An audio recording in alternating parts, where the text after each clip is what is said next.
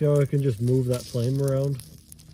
If I had like tongs, I could pick it up and move it elsewhere. Oh.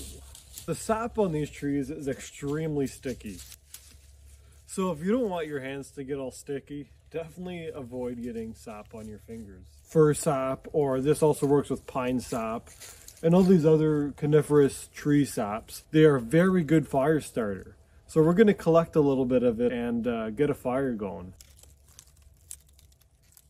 Those sap buttons are extremely fun to press, but you know what button is even more fun to press? The like and subscribe button. Thank you very much. So we've got this leaf here. It's got all these little droplets of sap on it. So we'll see just how well that lights up.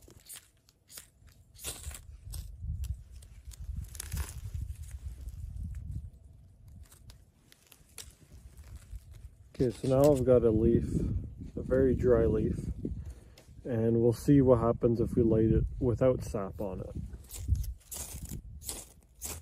So you notice how the leaf did burn. You could see a burn mark right through it there. You can look at you through it. But the entire leaf didn't ignite like the sap covered leaf did. And that's exactly what it does, is it just helps that flame accelerate faster. And as long as you've got enough kindling to feed it, you could get as big of a fire as you want with that. And once you get that sap on your hands, it just doesn't seem to come off, and everything just sticks to it. So, and especially if you're, oh, look at that, my fingers are just like sticking together.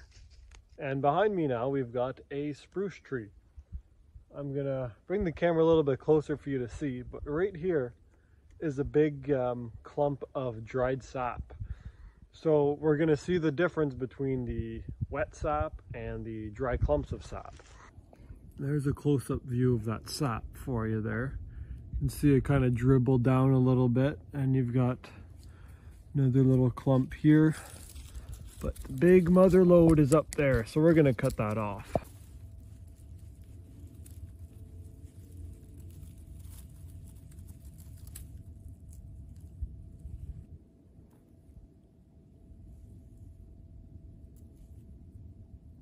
So you could actually take this clump here and put it in a pot or a pan, heat it up and melt it down.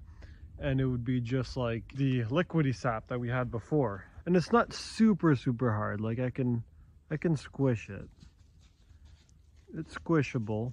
And there's some wood in there. It's got like a hard outer shell and kind of squishy on the inside. So here we go, a nice crunchy leaf.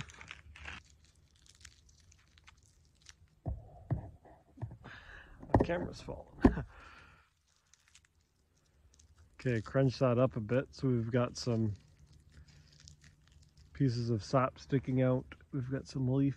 If you need some help to get the flame started, birch bark is absolutely amazing to catch a flame from a ferro rod or from whatever way you're trying to turn a spark into a flame.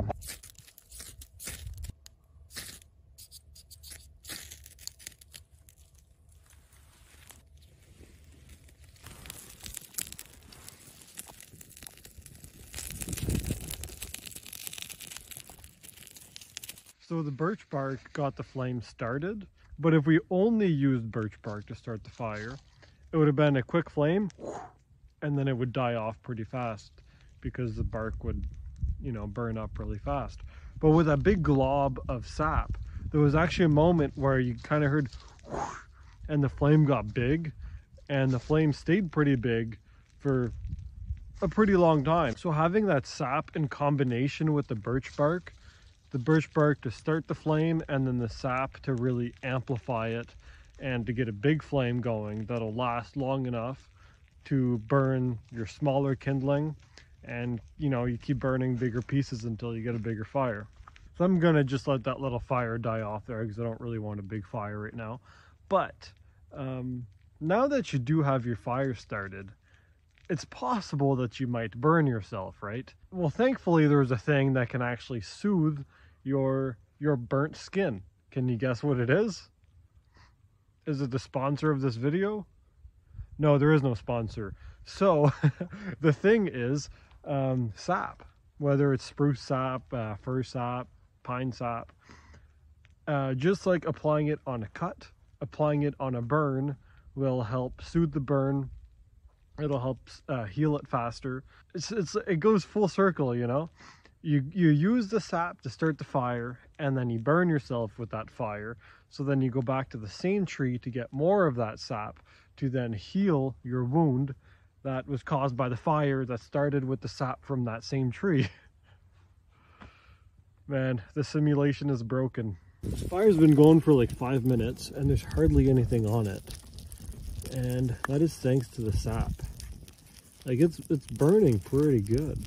You can actually see it boiling over there a little bit. See that? You see, like there's nothing here. This is just where, this is all that sap. And it's still burning. Move it around.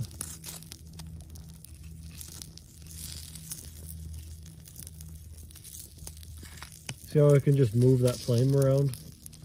If I had like tongs, I could pick it up and move it elsewhere, you know? That's just that big glob of sap. Still burning.